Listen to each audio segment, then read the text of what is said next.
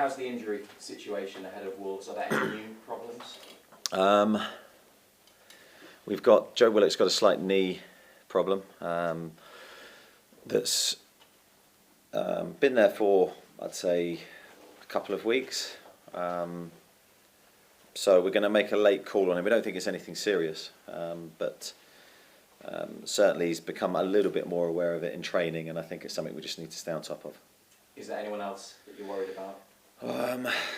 Not apart from the long-termers. There's been a bit of illness in the camp for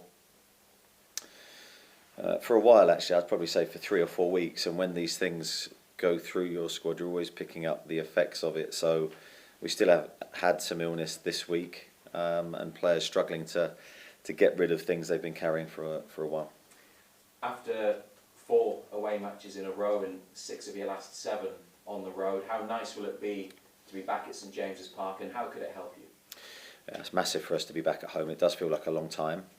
We have had a very intense period of away games, and we knew that was on the fixture list, the way the rearranged games fell, and we knew it was going to be a real tough examination of us.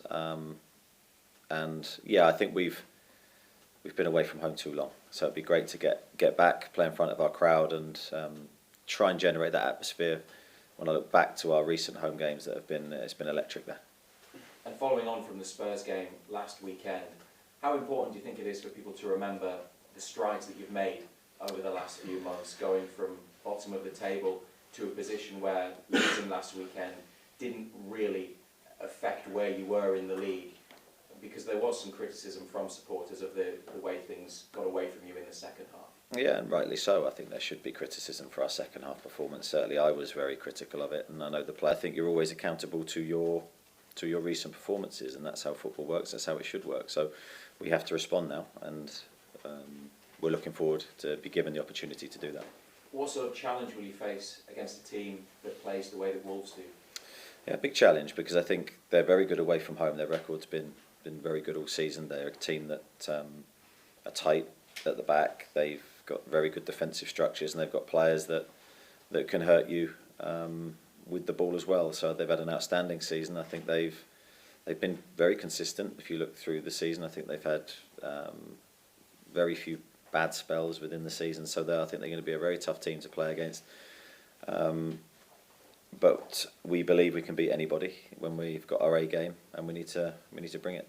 Lastly, I just wanted to ask you about a couple of players that haven't been playing recently. Firstly, Matt Ritchie, who has been back on the bench recently, having recovered from injury. What sort of role do you see Ritchie having between now and the end of the season? Yeah, big role. Had quite a serious knee injury. Recently came back. Had minimal training time, so he was probably put on the bench before he was ready to be. But due to numbers, that opportunity was given to him. But I think now we've gone away, had an intense period of training with him. I think he's in a much better place physically. But he's a player that I trust, I admire, I really like, and he's got a big part to play on and off the pitch, because he is a really big voice in the dressing room. And the other, Federico Fernandez, who was a key player in the 3 seasons before this one, but for various reasons this year under different managers he hasn't really featured that much, and I know there's been an injury recently as well. Does he have a part to play still this season? Yeah, no, he does. He's very similar to Matt. He's a big voice. He's definitely a leader of the group.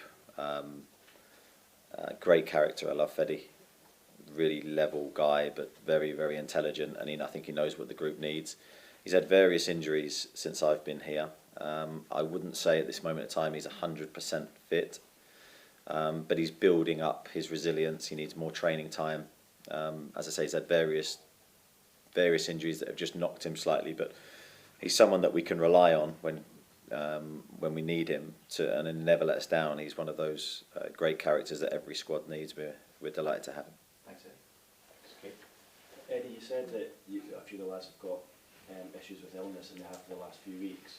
Is that likely to rule anything out for this match tomorrow? We'll see. We've still got time before the game kicks off. But yeah, the illness side, there's obviously something. Of course, you've got COVID as a problem, and we have been affected by that in recent weeks. But there seems to be an illness that's going around that maybe not COVID that we've suffered with. But yeah, we'll wait and see whether anyone misses the game. And you just said a moment ago, you said we've been away from home for far too long now. How much do you feel that has punished you and your team recently? I don't know if it's punished. It's punished us. I think it's something we knew we had. We had obviously before the away games, we had a run of home games, and I think it was great to build that momentum at home and generate the confidence that winning those games gave us. I think if you can step onto the pitch in a comfortable way at home and with the electric atmosphere that supporters generate, it's a great, powerful thing to have. We certainly had that, and I just hope that when we come back, it's like we've never stepped away from St James's. We need that feeling. I think everyone connected with the club knows how important the game is, this next game that we have coming up, and I think that needs to be generated or be felt in the atmosphere, but as always we have to create that ourselves. As the onus is on us to approach the game in the right way and get the crowd with us. And I know you admitted last week, you said that we still are in a relegation battle. I suppose further evidence last night by the Burnley-Everton game. How much are you keeping an eye on teams below you, teams round about you as the games tick on? Well, I think you're aware of the results, but I think we can't control them. For me, we've never been in anything other than a relegation battle, because until we get the points we need, that is always going to be the case. And we know how difficult the Premier League is. We know how important momentum is. Now, we've gone 3 games without winning, and we need to feel that we come a massive game, and that needs to be reflected by everybody. I know obviously it's been test after test since you joined the club in November, but is this maybe the first sort of big test of the players coming back from three defeats in a row and a 5-1 reverse at Tottenham? No, I think that's always been there. I think for every game that we've had since I've been here, we've been playing catch up. We've had a long way back. We were a long way back. We've had a long way to go. So I think there's been pressure on every game. I think the players have been well aware of the tough challenge that we faced. Now, we went through a period where we were able to get points, and we were able to lift ourselves up, but there was always going to be a turn back within that. Then it's about how quickly you can react and address it, and we're in that situation now. Just finally, I want to ask you on a more wider topic. It looks as though a proposal will be pushed through by UEFA today that will see 2 teams qualify for the Champions League moving forward based on historical results. David Moyes was very critical of it yesterday. Obviously his team doing well at the top of the table. What is your view on that as a Premier League manager? Yeah, I'd agree with David. For me, I think qualification for Europe and everything linked to that should be based on current performance, not historical. I don't see how that can be fair. I think it's got to be based on what you've done in your last season. That's my opinion. Thanks, Eddie. Thank you. Eddie, I know you just said you can't do a lot about results from teams, matches outside of what's going on here. But when you see a result last night, subconsciously or not, does it affect the way you view the running, the tension around the place, when you look at the league table and knowing what's there in front of you? No, not at all. What affects me is my players, the training that we produce in preparation for the game, and making sure we're at our best level. You can't control any other results or what's going to happen around us. We need to get as many points as we can and hope it's enough. With that in mind then, given the good run you were on with the run of home games, have you learned a bit more about this group, these players that you have from the last 3 games, in particular last weekend? I think you're learning all the time, and I'm certainly learning. I think you learn every day from training, what you see, your interactions with the players, how they're reacting when you're winning, when you're losing. I think last week was a tough experience for us, but hopefully, as I said after the game, hopefully a good thing when we look back, because I think we can realign our thought processes, realign our organisation, because it went missing in the second half, and it wasn't pretty to watch. Certainly, we're not happy with ourselves, and we set very high standards, or we have in recent months, and we need to. We have evaluated what went wrong, and then try and put it right, and that's what we're in the process of doing.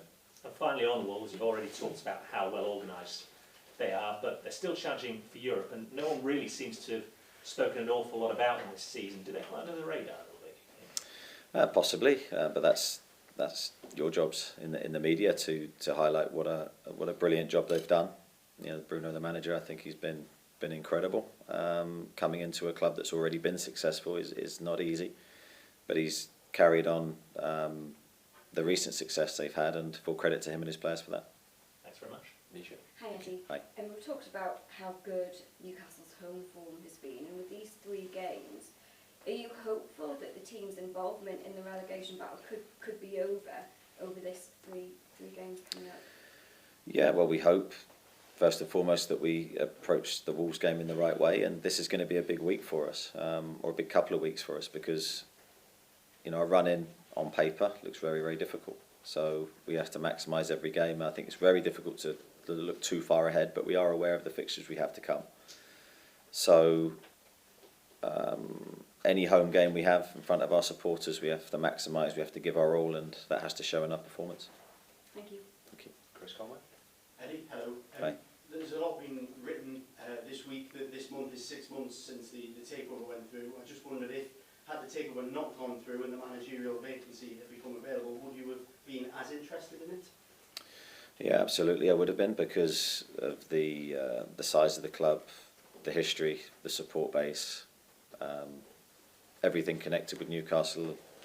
They're the reasons I'll be interested in the job, and I'm absolutely loving the responsibility, the challenge, and the day-to-day job is one that I'm really embracing. Questions from the floor? Start with Miles. We potentially could see Bruno Guimaraes get his first home start tomorrow. How much do you think he's going to enjoy playing at St James's, and fans will enjoy seeing him from the start at St James's?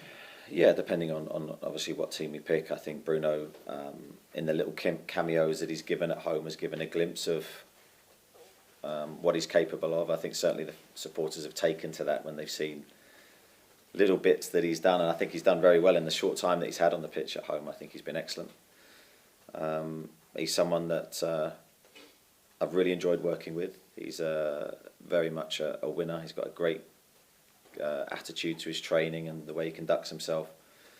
So with his sort of flamboyance and his technique comes a steeliness, which is hugely important in his position. So that he plays on the pitch. So yeah, let's see what happens. I've got Damien, Jordan, Luke and Lee.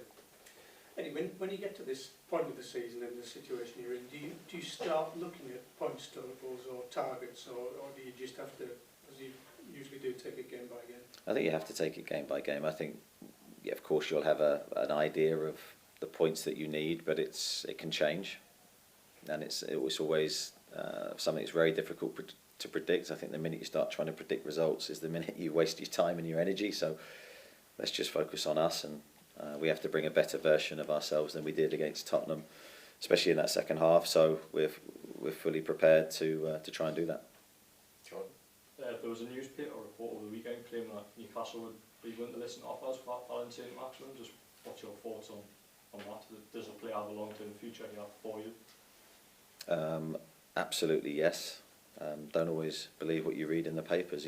I've said difficult for you guys to hear that, but I've got a great relationship with Maxi. I've really enjoyed working with him, and for me, we need.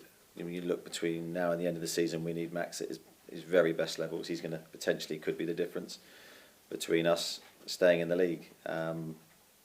He's an incredible talent, and yes, of course, he has a long-term future at the club. Luke Evans. A couple if I can. Have the players seen a sort of different Eddie Howe this week after Tottenham, or have you tried to remain pretty level-headed? Good question, Luke. I'm just trying to They come about every now and again. think of the answer. I don't know. I think that's difficult for me to answer. Obviously, I reacted in the way that we spoke in the dressing room after. I think you have to speak frankly and honestly in certain moments. But I'm not one to necessarily talk too long after a game, because the emotions are very high, and you can, from my position, you can make mistakes. I think in that moment. But certainly, this week, without going into too much detail, I've maybe changed the way I've dealt with the players or certain situations, because I didn't like what I saw in the second half, and I think no one connected with the club like what they saw in the second half. And I think it's all a learning process. We have to analyse. I'm a big analyser. Find out why, and then try and put it right. Just as Chris was saying, it's been 6 months since the takeover went through. What level of change has there been behind the scenes in the time? I know you weren't here at the very start of it, but since you came in.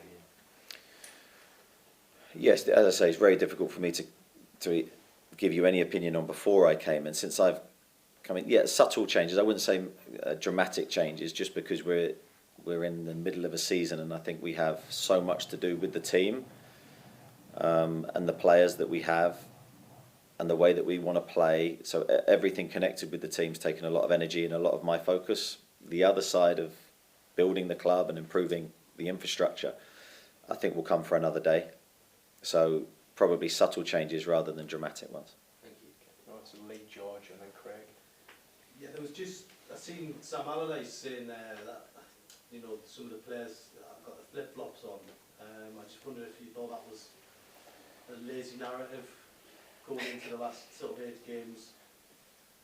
Yeah, I'm not going to criticise Sam's comments. He's welcome to his opinion, but absolutely not. Absolutely, categorically not. If you see how we train and the detail given to the training sessions and the care that we have to the players, and I know, looking at the players, how much they care. Yeah. We've got a great group. I've said that from day one. We really do. They care passionately about their performances, and we were all upset and disappointed with what we delivered on Sunday. So absolutely not. I'll knock that back as strongly as I can. And just a quick one on Almiron, is he getting better? Yeah, Miggy has trained this week, so delighted to have him back with us. Thanks. George? My question was actually a bit similar to Lee's one, but after such a brilliant run, wouldn't it be understandable if levels dropped maybe a percentage point here and there, and could that have had anything to do with Spurs, do you think?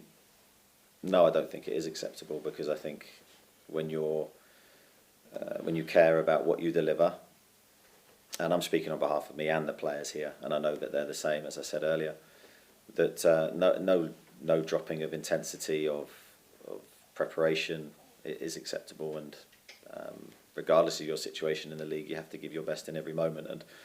And I don't think that we did drop our effort levels on Sunday. I think it was, as I said after the game, my original assessment then is the same now. I think we were far too cavalier in our way of chasing the game, and we got our organisation wrong. And you do that against the best teams, you get punished ruthlessly, and we did. Craig? Just a couple on Bruno. What you said at the top there about you're aware of the need for this atmosphere tomorrow night at St James's Park, and Bruno, through no fault if you're already haven't had home games, he hasn't started at home yet. There's been a lot of talk among supporters of the excitement. If he does start, is that something that's played on your mind? You'll take into consideration that galvanising effect he could have on the atmosphere if he's in from the start? Not particularly, Craig, to be honest. I don't think necessarily I'd look at the player. I need to pick the best player for the position to try and get the best result for the team. If that player can generate a good atmosphere by just playing, then yeah, all the better in terms of that. But I think I'd be foolish to make a decision based on the reaction of the crowd. It's got to be for what the team needs. Bruno is an outstanding player, so if he does play, he's going to help the team. And as I said, that's the most important thing.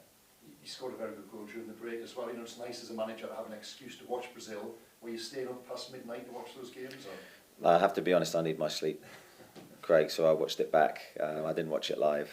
But no, delighted for him on a personal level. You know, to represent your country is an incredible achievement, and you know, obviously he's playing for Brazil. Brilliant moments for him and his family, and the fact that he scored, I know he personally was very pleased. Okay, got to Martin Hardy. Has there been a need to address the players collectively this week to kind of put Sonny to bed and to, you know, get everyone together for the run in for the home straight? Yeah, definitely. I think it's very important that second half doesn't linger. I think we had to put it to bed quite quickly while acknowledging what we didn't do right. But you certainly can't let it foster within the group. We have another game, and we have lots of games to come, important games. So it's learn the lessons from it, which there were many. And I think that's the beauty of it in a game like that, where you come away and you can go, right, we can put these things right. We'll become a better team for it. And sometimes when you have an afternoon like that, you can come out a much better team for it. And do you still think the team has the goals in it to get through the next couple of months? Yes, I do, because I think, I back our attacking players. Certainly in open play, we haven't been maybe as creative as we want to be in recent games, but I think we are a massive set play threat. We have been for a solid amount of time, but I do believe in our creative players as well, and I think if we can just get a bit more rhythm in that respect, then I think we'll obviously become a much better team. Okay, we've got Ian, Kieran and then Simon. Ian later. Eddie, forgive me for going off topic. A couple of Scottish papers have asked me for your thoughts on Postecoglou's achievements this season. And secondly, and I suspect I know you answer this one, any thoughts of what might have been? No, I think he's done an incredible job. I did actually watch the game on Sunday, I think it was, the Old Firm game, and but very interesting game. Obviously, the atmosphere is always electric, and they're very, very interesting games from a coach's point of view to watch. And full credit to him and his staff and his players for what he's done this season, because it was a team in slight transition, and I think he's been excellent in the recruitment as well as players there. I think they've been really, really good. But certainly from my respect, focused on the future for me, very much embracing everything Newcastle. Thank you. Kieran? Eddie, going into the final few games of the season, are some of these players still playing for their futures, and have you had to remind them about that? I think everyone's always playing for their future. Every day in training, I'm making assessments and judgments on character, on attitude, and I think that's where you really see what the players are like behind the scenes, day to day. My expectations on the training ground are very high. I want everyone to give their best in every moment, so that some players can find that a challenge, but I think that's what you need for long-term success. So every day I'm analysing and making decisions about people's futures based on what I see. I think this is your first Friday night game at St James's. I know you've fallen in the footsteps of Sir Bobby and Kevin Keegan at your unveiling when you walked around the pitch. The owners have previously said, moving away from St James's would be like ripping out your soul. What's it been like for you managing there? I know you're very focused on match day, but what's that experience been like? It's a difficult one, because as you say, I'm so focused on the game, and you've got to remember, when you're managing the team, you're not looking around going, isn't this amazing? You're going, what do I need to do to help the team in this moment? Is there anything I can change or do to help improve our chances of winning the game? So you're sort of in concentration mode the whole match, but I think at the end of it you get that feeling of, wow, what an atmosphere, what a brilliant place to play football. It's like a theatre. I loved it as the away manager. There's not many games or grounds that I can say that about, but as a home manager, I think it takes on a whole new meaning, and I'm loving every second of that. Simon? Are you becoming aware that this is a club with huge swings of emotion and mood? From you win a few games and you're heading for Europe, and then you lose 3 and you're heading for relegation. How are you dealing with that as a win? By not listening to it, really, by not getting involved in that emotion. I think when we went on our unbeaten run, I was the same. Probably sat here and you're thinking, come on, give us a bit more. But then in the other side of it, I'm exactly the same, and I think it doesn't mean that I don't feel the emotion, because I do. Losing for me is very painful. But I think it's important I don't get caught up in it, because then I've got another game to prepare for. So it's making sure I do my job effectively to help the players perform in the next match. Yeah, it's kind of part of the soap opera of Newcastle over the last 20, 30 years. Has been those swings of mood and emotion. Yeah, and I think it's important that look, I embrace the wins, and I love that positive feeling, and I want to see other people happy. I want to see our supporters enjoying success. That's my motivation to do the job. But I don't think it's healthy for me to get caught up in it and become a person of extreme emotion. I don't think that's going to help my players at all. So staying calm, using my brain to think logically and intelligently, I think are the things that I need. Oscar Paul? Eddie, just talking about the theatre of St James's Park and the emotion of the club, I mean, has that been quite a big shock for you coming from Bournemouth, obviously a much smaller stadium? You're now every week in front of 50,000 in a massive city. How big a shock's that been? It's certainly different, but I don't think it's the same. It's the same type of feelings for me as the manager. Losing hurts. Winning is a feeling of sort of relief and contentment. And again, I've tried not to get caught up in anything that I shouldn't be. So if you look at me behind the scenes, it's quite it's a strange existence. It's not glamorous in any way. You're working very hard to improve players and to produce the best team you can. The emotion and everything that you see with people celebrating wins and things like that, you're well away from. So it's not necessarily what you think it is. Okay, any more? Okay, thank you very much. Thank you. Thanks for your time. Thank you. Thank you.